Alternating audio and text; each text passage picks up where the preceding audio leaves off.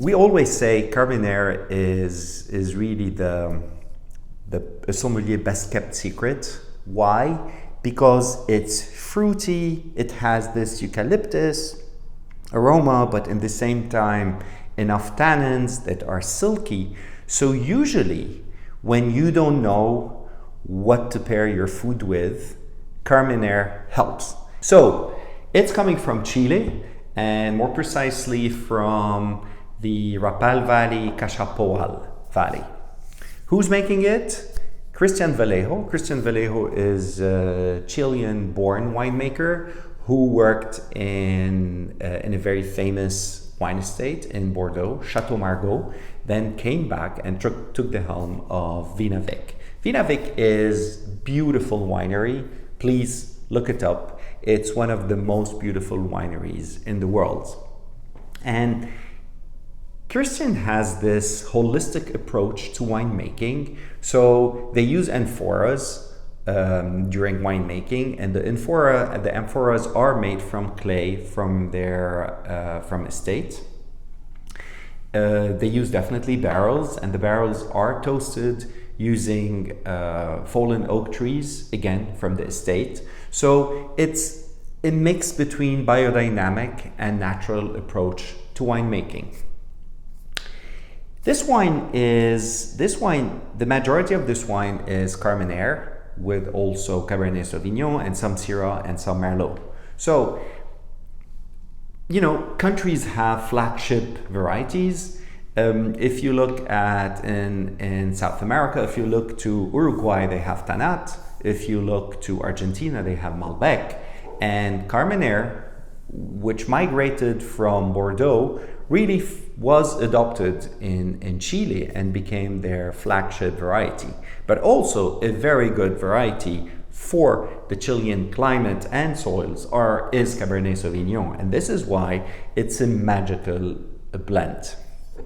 So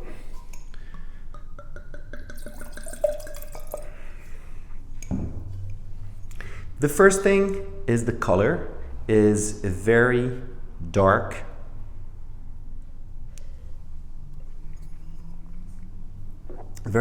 color.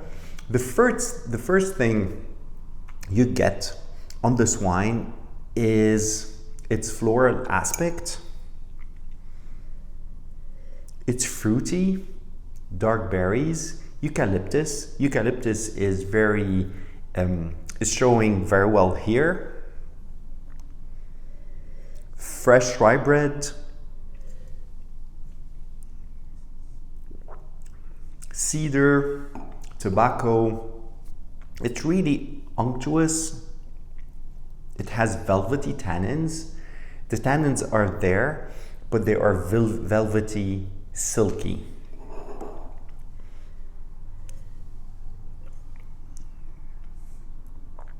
It's a wine that's drinking very well today, but will definitely age in a very graceful way. What to pair it?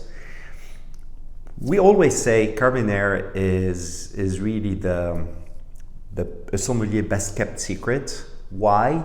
Because it's fruity, it has this eucalyptus aroma, but in the same time enough tannins that are silky. So usually when you don't know what to pair your food with, Cabernet helps, and you can use Cabernet.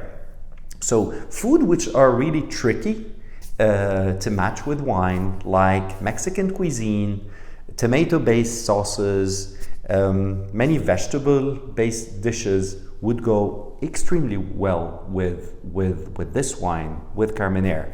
Definitely you can try veggie lover pizza, turkey burgers, grilled pork chops, vegetable skewers. It would really go well with this wine.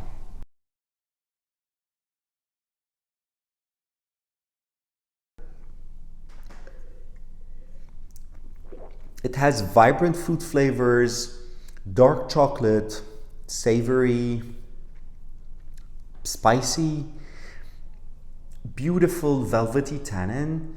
This is really what Matt Parish does this elegance between the boldness of Napa Valley, but also the elegance of old world, I would say, a Bordeaux cab. We definitely had to include a Napa Cabernet Sauvignon. This is a Matt Parish Reserve 2018 Cabernet Sauvignon with a little bit of Petit Verdot from Napa Valley.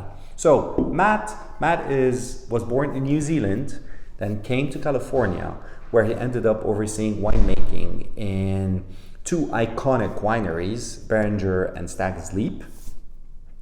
Matt is what we call a laser precise winemaker.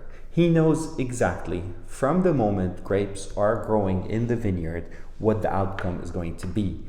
And the outcome with Matt is always how to maximize the tasting pleasure of our angels. It always works. He's a magician in this aspect, and this wine is his masterpiece.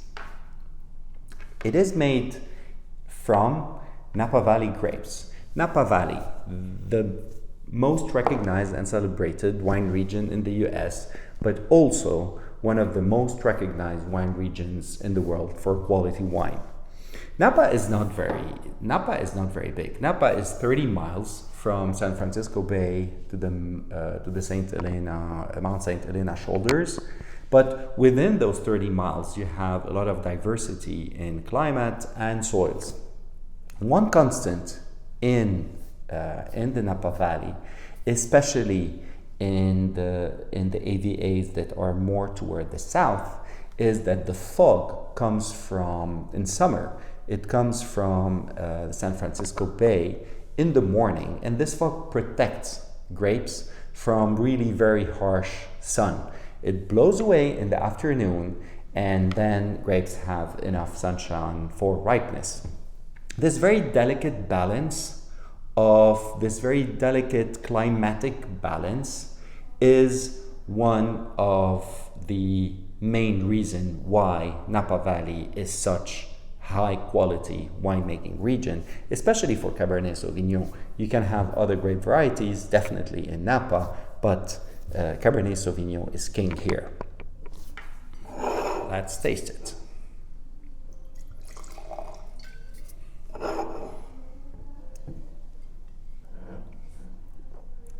For me, this wine is really an aromatic journey. It's violet, dried figs, herbs. It's, for me, I don't know, I have this image when I'm drinking this wine of sitting in this comfy vintage leather couch next to a chimney fire. It has vibrant fruit flavors, dark chocolate, savory, spicy, beautiful velvety tannin. This is really what Matt Parish does. This elegance between the boldness of Napa Valley, but also the elegance of old world, I would say, a Bordeaux cab. It's drinking very well today. You can definitely keep it for 3 to 5 years. It will peak, it will become even better. As a serving advice, this is a wine to open 1 hour in advance. If you have a decanter, great. If not, just open it. Maybe pour a little bit in your glass and keep the bottle for 1 hour. It will definitely be better. With such a bold wine, definitely you can pair it with hearty red meats. You can pair it with marble steak cuts, but also juicy burgers, slowly braised beef, and this herbal aspect goes very well with, for example, rosemary with a roasted lamb with rosemary.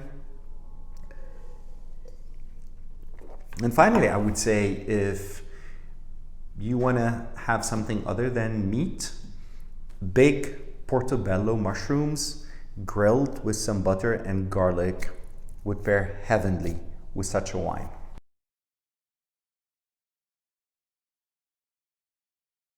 Dried plum, even dark chocolate, roasted coffee. It's a very bold wine, again, multi-layered.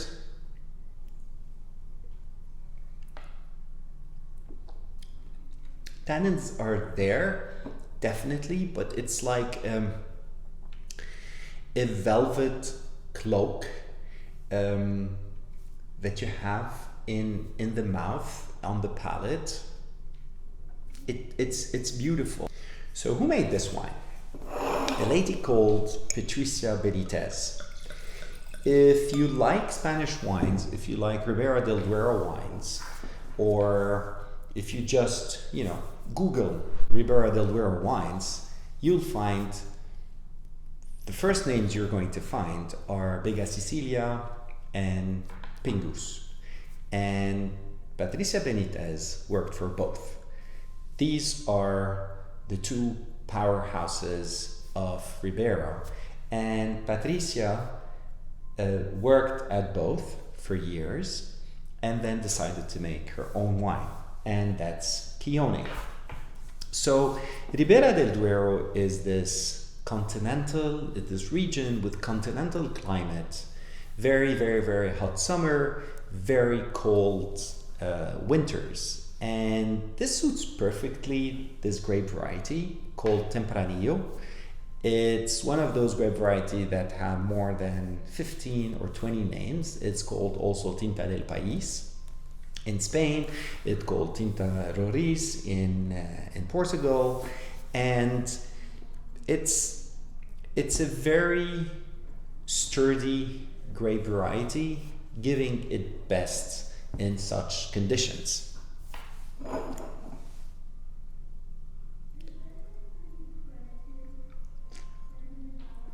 First of all, something that grabs you from the first moment is the color of this wine.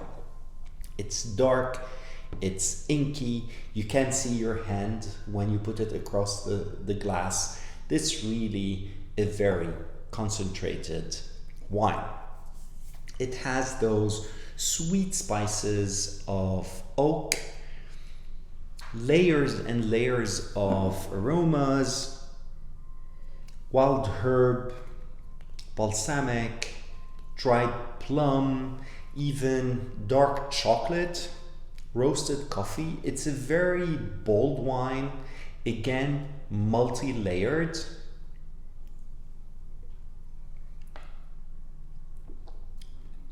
Tannins are there, definitely, but it's like a velvet cloak that you have in the mouth, on the palate. It's beautiful. And when to drink this wine can be drank today, but it's a wine that I would definitely, if you have a decanter, use it. It's a wine that should be poured and left to breathe, I would say 1-2 hours. It will transform very well it will evolve very well in the decanter. It's a wine that you can leave for years and it will still be good. Actually, I think it will reach its peak in 4 to 5 years, but definitely it will last for 10 years. And with such a wine, with these strong tannins, definitely it can be poured with stews, game meat, marble steaks, even try roast beef or lamb burgers. But also it would go very well with chorizo, tapas, meatballs, and why not, even paella. Cheers.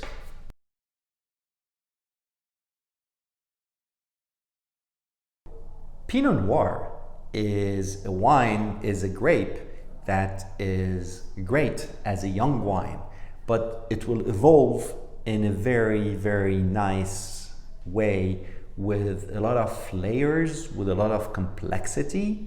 So I'm always wondering, it's a new wine, we just had this wine. So I'm always wondering how it's going to evolve. You have this spiciness, you have this juicy black cherry. It's mouthwatering, it's elegant. And yeah, I think we are seeing today one side of this wine, and it's going to evolve in a very nice way. Deft Hand by Wright. It's an Eola-Amity Pinot Noir, a 100% Pinot Noir.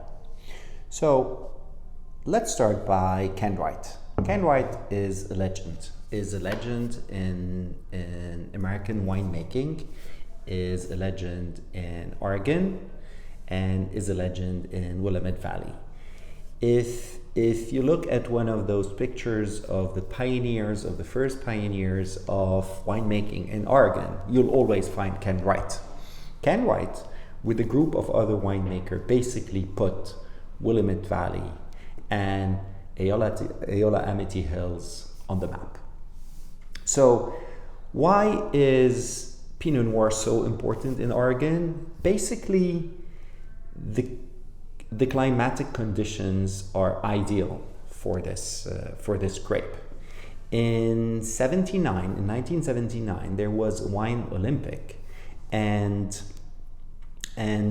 one of Oregon Pinots won one of the best places. And this actually put Oregon on the map. And everyone started asking, especially the French, especially the Burgundy winemakers, what is happening in Oregon?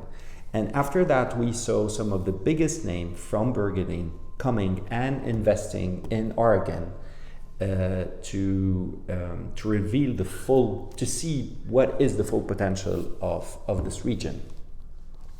And one of those winemakers who made all this possible is Wright. So Wright was put on the cover of Wine Spectator as the first producer of a Pinot wine. The vineyard here is the Vanjohn vineyard. It really lies on the cool eastern slope. So what happened when the vines are on the eastern slope, it's basically you do have sun, but not the harshest sun during the day. So basically you are having the outer skin of the grape that is a little bit thinner, because the skin is actually what protects the grape from the sun. So the harshest sun you have, you're going to have a thicker skin. The milder the sun is, you're going to have a thinner skin.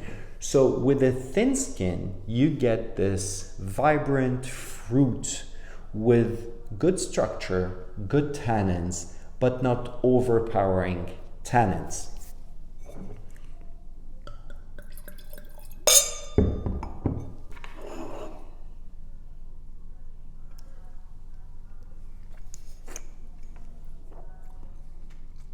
Okay, it's a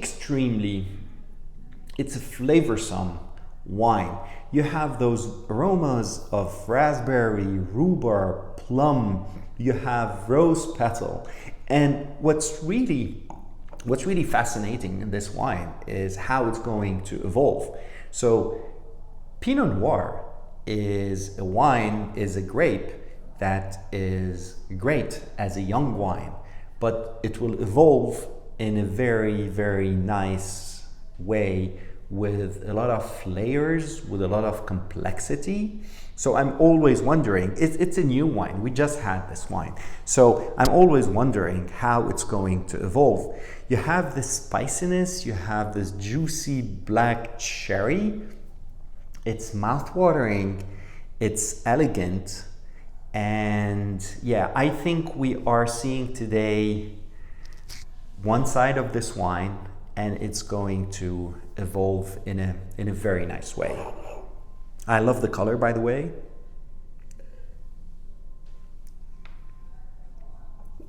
Yes, this bright acidity, but in the same time silky tannins, makes it a versatile food wine.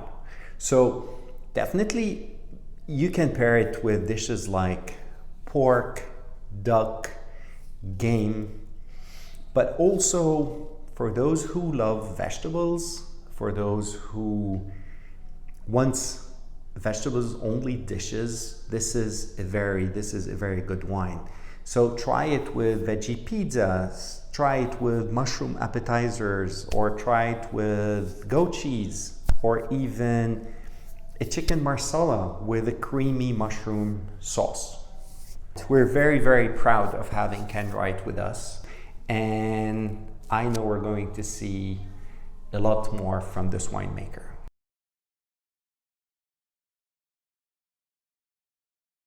This is really a very good Chardonnay.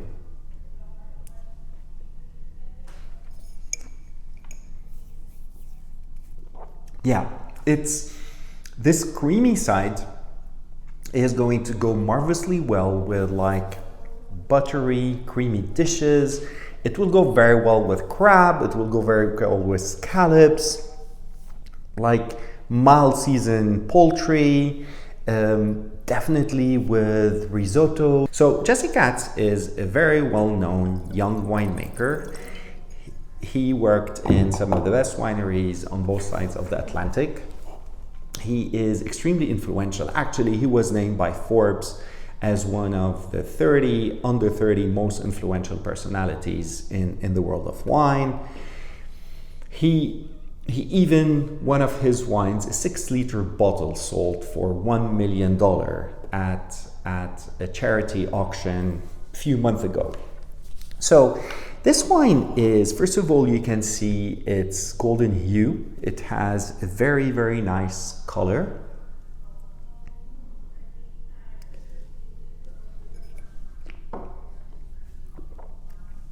It has this flavor of juicy peach, green apple. It has a creamy, wonderful side. It's very elegant. The oak aging was handled very well. So you have this vanilla, butterscotch. It's really, I'm repeating that, but it's really an elegant Chardonnay. And Sonoma County. So Sonoma County is really a mosaic of very different terroirs, very different climate. It's basically between the Napa Valley and the Pacific. So it really has all those influence, maritime influence, which give it very cool nights, but warm days. So basically you are getting this freshness, acidity, but in the same time a full ripeness. This is really a very good Chardonnay.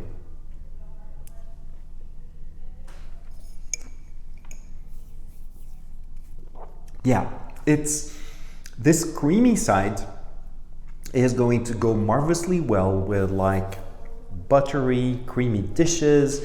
It will go very well with crab. It will go very well with scallops, like mild seasoned poultry, definitely with risottos.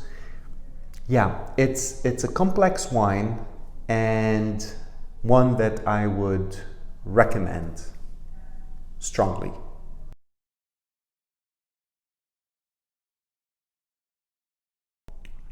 I love it.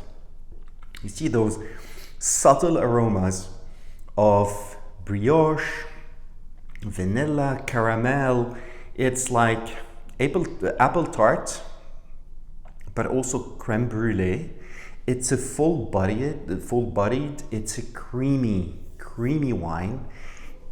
You feel this 2016. Now it's 6 years, and the wine had enough time to age, to transform in a mellow, beautiful way.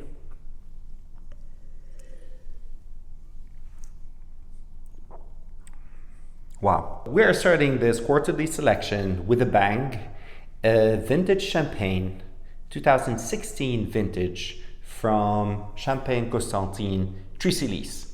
So, 3 very important things to know about this champagne. First, it's a vintage champagne, very cold weather, so vintages are never the same. How do you protect yourself against climate and weather? Well, simply you blend different vintages. So a vintage, if a vintage is not very good, you're going to blend it with a better vintage to obtain non-vintage champagne. Sometimes the climatic conditions are perfect, the grapes are perfect, and grower and winemaker decide during such years to make a vintage champagne. This is 1. 2, it's a grower champagne. What does that mean? In Champagne, the majority are grape growers selling their grapes to wineries. But sometimes those growers decide to do small cuvées, small lots, do it themselves, and this is what you call a grower champagne. 3, that's a premier cru. Very few people know that, but the vineyards of Champagne are not the same. They are classified according to quality. Everyone knows the first growth of Bordeaux. Very few people know about the first growth in Champagne. That's a premier cru. That means the vineyard was consistently considered over the years to give superior quality grapes. So now that we have established this, who makes this wine? A great gentleman, a great winemaker called Pierre Grandin. Pierre has a winemaking, vine growing history, family history going back to the 1600s, and he is the 11th generation of grape grower. So he had this great idea with his business partner Marion to make his own wine, and that's the result.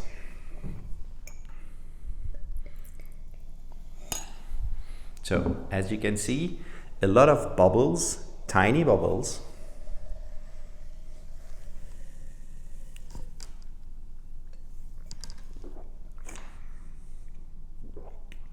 I love it. You see those subtle aromas of brioche, vanilla, caramel. It's like apple tart, but also creme brulee. It's a full-bodied, it's a creamy wine. You feel this 2016, now it's 6 years, and the wine had enough time to age, to transform in a mellow, beautiful way.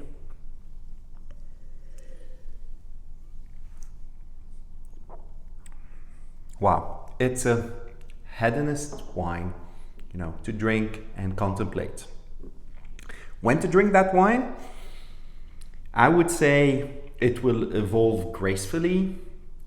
It can be drank up to anywhere between 2026 and 2028.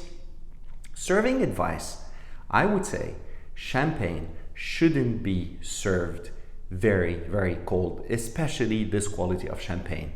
Champagne should be served anywhere between 48 to 50 degrees, and the less cold it is, the more you're going to taste its subtle differences and subtle aromas. Food pairing, well, champagne is definitely not only for celebrations. Champagne is usually not for dessert. Champagne really is especially such a champagne should be with food. So you could serve it as with aperitif, you can serve it with starters, you can serve it definitely with main courses. It will go great with grilled lobsters. It will also go great with sushi, sashimi. But you know what? You can have fun. Champagne goes marvelously well with fried food. So yes, you can have fun. Fried chicken, fried fish, fried chips, spring rolls, and it will, with this beautiful acidity, it will cut through through the fat in cheeses. So yeah, try it with Brie or Camembert.